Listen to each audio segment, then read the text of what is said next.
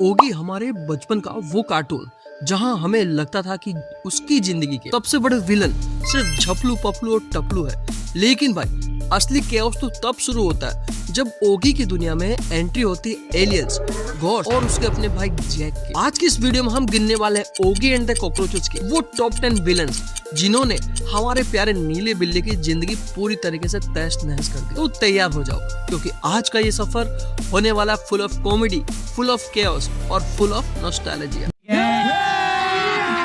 अभी मजा आएगा ना भिड़ो। Number 10, Jackie the cool trainer. तो यारो सबसे पहले बात करते हैं जैकी की, जो पड़ोस में रहने वाली एक स्ट्रॉन्ग और स्ट्रिक्ट लेडी है जिसका अपने पेट के साथ बिहेवियर उसे विलन बना देता है। जैकी अपनी कैट को एक नॉर्मल पेट की तरह ट्रीट नहीं करती बल्कि उसे एक डॉग की तरह ट्रेन करती है। उसे भौंकने के लिए बोलती है, स्ट्रिक्ट कमांड देती है और उसे एक डिसिप्लिन सोल्जर की तरह कंट्रोल करती है। एपिसोड द नेबर्स कैट में जब ओगी को जैकी का कैट अपने आप से रिप्लेस कर देता है तो ओगी की लाइफ लिटरली एक नाइटमेयर बन जाती है। उसको बिना वजह के ऑर्डर्स फॉलो करने पड़ते हैं, उसे पनिश किया जाता है और उसे ऐसे टास्क करवाए जाते हैं जो बिल्कुल अननेचुरल होते हैं। और तो उसमें उसकी मदद करते हैं ये तीन तिलचट्टे। यहाँ ओगी एक कैट नहीं बल्कि एक कंफ्यूज ट्रेनी बन जाता है जिसे कि समझ में ही नहीं आता है कि वो म्याऊं म्याऊं करे या भो भो। भाई जब तक वो वहाँ से एस्केप नहीं करता तब तक उसकी लाइफ एक ही हॉरर लूप में चलती रहती है, ऑर्डर्स, फ्यूजन और पनिशमेंट। लेकिन आखिरकार ओगी जैसे तैसे जैकी के चुंगल से निकल जाता है और फिर लास्ट में कॉकरोचेस की भी बैंड बजाता है। Number 9, the Hunter. फ्रेंड्स, जब मिलते हैं एक ऐसे विलन से जो कोई प्रोफेशनल या स्मार्ट शिकारी नहीं बल्कि एक सदियों पुराना थोड़ा क्लूलेस हंटर है। इस बंदे को ठीक से दिखाई भी नहीं देता लेकिन इसकी गन हमेशा लोडेड रहती है और बस इसी वजह से ये डेंजरस बन जाता है। Episode a bird of omen में ये हंटर ओगी को एक टर्की समझ लेता है और फिर पूरे एपिसोड में उसके पीछे पड़ जाता है उसका शिकार करने के लिए। इसका एम और दिमाग दोनों ही थोड़े वीक है। लेकिन फ्रेंड्स, प्रॉब्लम यहाँ खत्म नहीं होती क्योंकि कॉकरोचेस इस हंटर के हंटिंग डॉग्स की तरह काम करते हैं जो ओगी की मुश्किलें और बढ़ा देता है। कॉकरोचेस ओगी को ट्रैक करते रहते हैं और हंटर ब्लाइंडली फायर करता रहता है जिससे सिचुएशन और क्योटिक हो जाती है। यहाँ डेंजर इंटेलिजेंस से नहीं रैंडमनेस में आता है। आखिर में ओगी अपना दिमाग यूज करता है और हंटर को एक टर्की की तरह ड्रेसअप कर देता है जिससे दूसरे हंटर्स उसे पकड़ के ले जाते हैं। Number 8, the ghost cockroaches. In villains की एंट्री तब हुई जब ओगी ने गुस्से से कॉकरोचेस को एक फ्राइंग पैन से फिनिश कर डाला।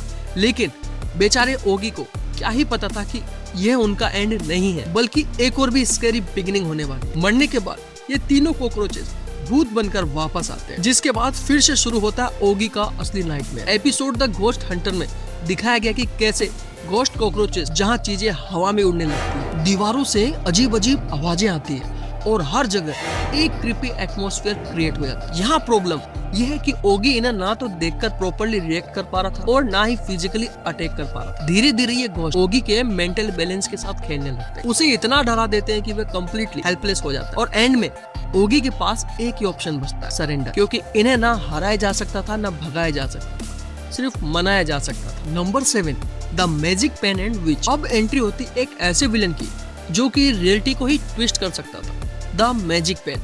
इसकी स्टोरी तब शुरू होती है जब एक पावरफुल मैजिशियन गलती से अपनी मैजिक पेंसिल ओगी के गार्डन में गिरा देती है एंड ऑब्वियसली वह सबसे पहले कॉकरोचेस के हाथ में लग जाती है। बस फिर क्या था, झपलू डब्लू और पपलू इस पेंसिल का फुल मिसयूज करते हैं और ओगी की तो रातों की छोड़ो दिन की नींद भी खा जाते हैं। सका लका बूम बूम की तरह वो जिस भी चीज को ड्रा करते वो चीज तुरंत रियल लाइफ में बन जाती है। कभी मॉन्स्टर तो कभी ट्रैप्स और कभी ऐसे बेजारे सिचुएशंस जहां ओगी कंप्लीटली कंफ्यूज हो जाता है कि भाई ये हो क्या रहा है। सिचुएशन तब और इंटेंस हो जाती है जब एंड में वह जादूगरनी खुद अपनी पेंसिल लेने के लिए वापस आती है। लेकिन इस बार उसका टारगेट ओगी नहीं बल्कि कॉकरोचेस होते हैं। वह अपनी पावरफुल पेंसिल से उन्हें सबक सिखाती है, उनकी शरारतों का हिसाब लेती है और फाइनली अपनी पेंसिल लेकर वापस चली जाती है। फ्रेंड्स, हमारे ओगी के लिए एक रेयर मोमेंट होता है जब लिटरली कोई उसके और विलन्स को हैंडल करता है, वरना यूजुअली तो बेचारा खुद ही सारी चीजों को झेलता फिरता है। नंबर 6, फ्रेंड्स, अब आता है एक ऐसा विलन जो साइज में छोटा होता है लेकिन डैमेज के मामले में इनसेन, टर्माटाइटर। पता है ये नाम टर्मिनेटर का एक फनी पैरोडी है लेकिन ये रोबोट नहीं बल्कि एक सुपर डिस्ट्रक्टिव टर्माइट होता है। भाई बचपन में इसे देखकर मुझे क्या ही गूज़बम्प आए। ये एक छोटा कीड़ा है जो कॉकरोचेस का कजन है लेकिन उनसे 1000 गुना ज्यादा डिस्ट्रक्टिव है। ये लोहा और पत्थर भी सेकंड में चबा सकता है। एपिसोड टर्माटाइटर में ये फर्नीचर चबा जाता है, वॉल्स तोड़ देता है, और बस कुछ ही सेकंड में ओगी के लेजेंडरी घर को धूलम धूल कर देता है। सबसे डेंजरस बात यह है कि रुकना नहीं जानता, मतलब जब तक सब कुछ पाउडर ना हो जाए तब तक वह एक्टिव रहता है। यहाँ ओगी का home sweet home literally home heat home बन जाता है और उसके पास इससे बचने के ऑप्शंस बहुत ही लिमिटेड होते हैं। वो तो लास्ट में जैक आकर अपने भाई ओगी को रेस्क्यू करता है और टर्माइट को अपने घर से निकाल के फेंक देता है। दी एलियन कॉकरोचेस। जब धरती पर ही दुश्मनों की कमी हो जाती है तो स्पेस से आ जाता है the alien cockroach. Episode the alien roaches में एक अजीब सा केला जैसा दिखने वाला यूएफओ ओगी के गार्डन में लैंड करता है, जिसमें से 3 एलियंस कॉकरोचेस निकलते हैं जो बिल्कुल झपलू टप्पू और बबलू जैसे दिखते हैं। बस उनका रंग थोड़ा नियॉन ग्रीन होता है और उनके पास फ्यूचरिस्टिक गैजेट्स होते हैं। इन एलियन कॉकरोचेस के पास एक ट्रांसफॉर्मेशन रे गन होती है जिससे कि वो किसी भी चीज को बदल सकते हैं। जब ओगी उन्हें रोकने की कोशिश करता है तो वह उसे भी एक खीरा बना देते हैं। हाँ भाई, इस सीन ने तो मेरे रोंगटे खड़े कर दिए थे। जब जैक भी उनसे लड़ने जाता है तो वो उसे भी गोरिल्ला में बदल देते हैं। पूरा घर ही कोई सर्कस बन जाता है क्योंकि ये एलियंस फर्नीचर और दीवारों को भी अजीब शेप्स में बदल देते हैं। हमारे असली कॉकरोचेस पहले तो इन एलियन से डर जाते हैं पर फिर उन्हीं के साथ मिलकर ओगी को परेशान करने लग जाते हैं। ये एलियन कॉकरोचेस इतने एडवांस होते हैं कि ग्रेविटी से भी खेलने लगते हैं, जिससे कि हमारा जमीन से जुड़ा हुआ ओगी भी हवा में लटक जाता है। फाइनली एंड में ओगी और जैक मिलकर एक प्लान बनाते हैं। वे उन एलियंस की ही ट्रांसफॉर्मेशन गन चुरा लेते हैं।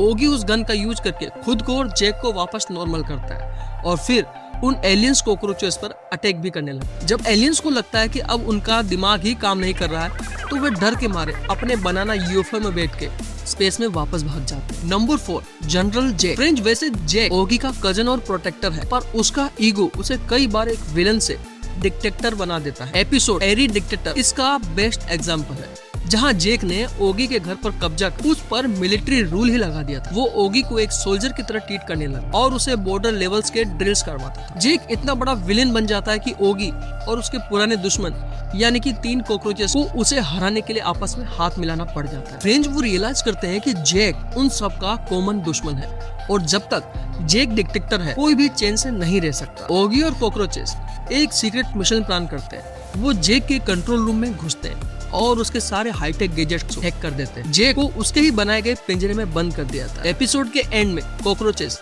जैक का मजाक उड़ाता है और ओगी को फाइनली जैक के डिक्टेटरशिप से आजादी मिल जाती है। नंबर 3, लेडी के। एलिगेंस और इविल का परफेक्ट कॉम्बिनेशन है। ये ब्रूट फोर्स यूज नहीं करती बल्कि अपने दिमाग से गेम खेलती। एपिसोड लेडी के में उसने सिर्फ अपनी चाल और मैनिपुलेशन स्किल्स में जोई, डीडी और मार्को जैसे एक्सपीरियंस कॉकरोच को भी अपने कंट्रोल में ले लिया। वह खुद डायरेक्ट फाइट नहीं करती बल्कि दूसरों को अपना वेपन बना लेती है और उसे और भी डेंजरस बना देता है। यानी कि असली पावर मसल्स में नहीं बल्कि माइंड गेम में होती है और लेडी के इसी चीज में मास्टर है। इसी वजह से वो बाकी विलन से अलग और ज्यादा इफेक्टिव लगती है। Number 1, the trio. फ्रेंड्स, जो फाइनली आते हैं ओगी के असली और परमानेंट विलन्स जोई, डीडी और मार्की। ये 3 सिर्फ उसके एनिमीज नहीं है बल्कि उसकी हर प्रॉब्लम का सोर्स है। जोई मास्टरमाइंड है जो कि हर बार नए प्लान्स बनाता है। डीडी एक फूड लवर है जो कि ओगी के फ्रिज को कभी भी सेफ नहीं रहने देता और मार्की अपने स्टाइल और एटीट्यूड से डिस्ट्रक्शन क्रिएट करता है। हर एपिसोड में ये 3 नए आइडियाज के साथ ओगी की लाइफ और भी ज्यादा क्योटिक बना देते हैं। यारो, ये विलन्स नहीं बल्कि ओगी के लाइफ के सब्सक्रिप्शन बेस्ड प्रॉब्लम्स है जो कभी खत्म ही नहीं होते और जब तक ये 3 है ओगी की लाइफ कभी भी पूरी तरीके से पीसफुल नहीं हो सकती। तो दोस्तों, अगर आपको वीडियो पसंद आई हो तो एक लाइक जरूर करना और ऐसे ही इंटरेस्टिंग और अमेजिंग फैक्ट्स के लिए चैनल को सब्सक्राइब करना मत भूलना। मिलते हैं अगली वीडियो में। Thank you.